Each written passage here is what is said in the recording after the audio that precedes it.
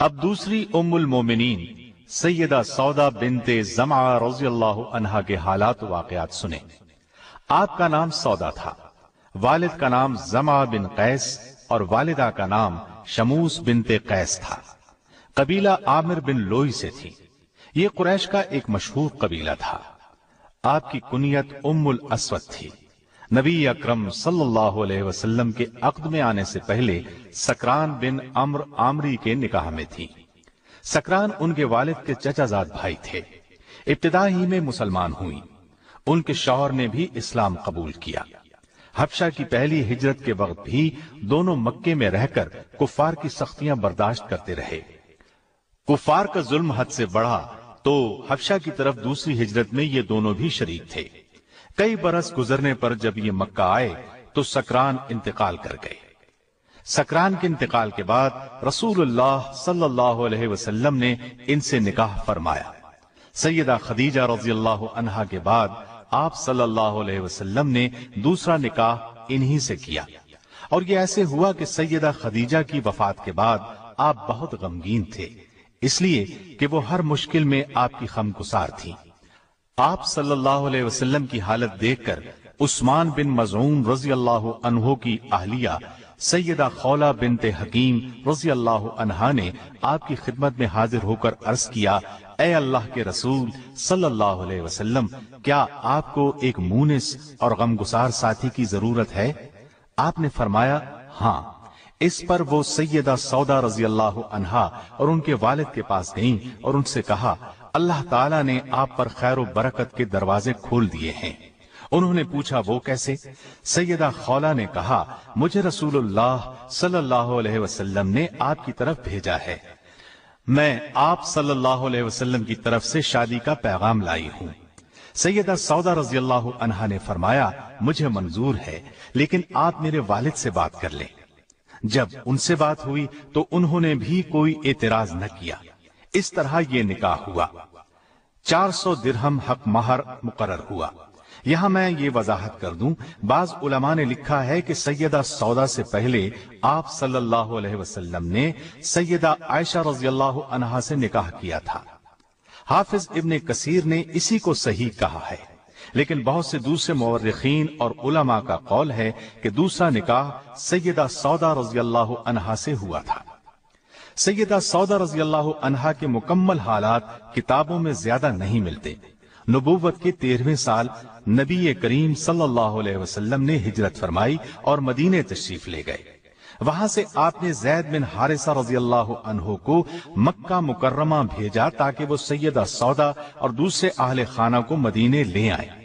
ان کے آنے سے پہلے ہی آپ صلی اللہ علیہ وسلم نے ان کے لیے رہائش کا بندوبست کر دیا۔ 10 ہجری میں رسول اللہ صلی اللہ علیہ وسلم نے حج کیا۔ اس موقع پر سیدہ سودا رضی اللہ عنہا بھی ساتھ تھیں۔ سیدہ چونکہ قدرے بھاری بھرکم تھیں، آہستہ چلتی تھیں، اس لیے انہوں نے نبی کریم صلی اللہ علیہ وسلم سے اجازت چاہی کہ انہیں مزدلفہ کی طرف پہلے روانہ ہونے کی اجازت دی جائے۔ آپ صلی اللہ علیہ وسلم نے اجازت دے دی، چنانچہ وہ سب لوگوں سے پہلے ہی مزدلفہ روانہ ہو گئیں۔ انہیں بھیڑ میں چلنے سے تکلیف ہوتی تھی۔ ایک مرتبہ ازواج مطہرات بارگاہ رسالت میں بیٹھی تھیں۔ ایسے میں کسی نے پوچھا، اے اللہ کے رسول صلی اللہ علیہ وسلم، ہم میں سے سب سے پہلے کون مرے گا؟ آپ صلی اللہ علیہ وسلم نے فرمایا، جس کے ہاتھ لمبے ہوں گے۔ ازواج مطہرات نے اس بات کے ظاہری معنی لیے اور آپس میں ہاتھ ناپنے لگی۔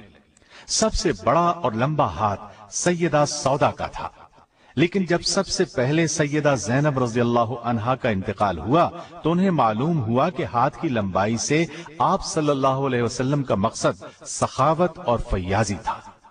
طبقات ابن سعد کی روایت کے مطابق آپ کا انتقال خلافت امیر معاویہ رضی اللہ عنہ کے دور میں ہوا۔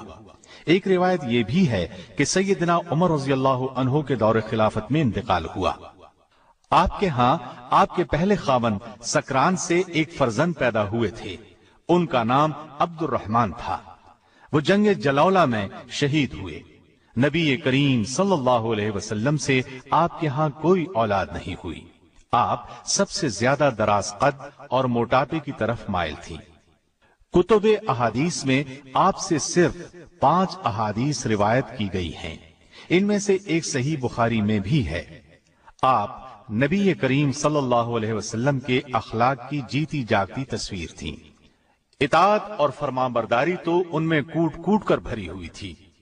सैयदना अबू हुरैरा रज़ियल्लाहु अन्हु फरमाते हैं कि नबी अकरम सल्लल्लाहु अलैहि वसल्लम ने हज्जतुल वदा के मौके पर तमाम अज़वाज मुतहरात को मुखातिब करके फरमाया, इस हज के बाद अपने घरों में बैठना।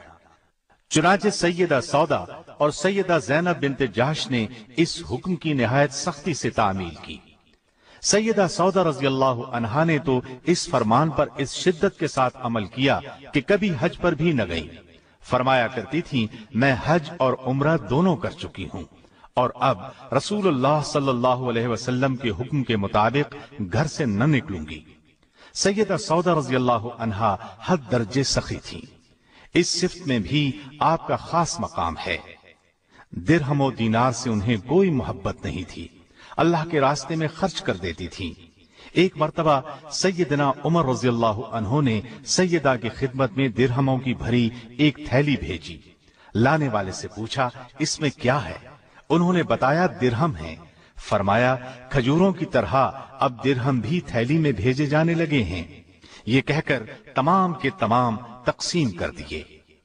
आपने नबी करीम सल्लल्लाहु अलैहि वसल्लम से अलग होने के खौफ से अपनी बारी आयशा सिद्दीका रज़ियल्लाहु अन्हा को दे दी। रसूलुल्लाह सल्लल्लाहु अलैहि वसल्लम ने उनकी इस बात को मंजूर फरमा लिया। और अगर किसी औरत को अपने खावन की तरफ से ज्यादती या बेरगबती का अंदेशा हो तो मियां बीवी पर कुछ गुनाह नहीं कि आपस में किसी चीज पर सुलह कर लें, और सुलह बेहतर चीज है।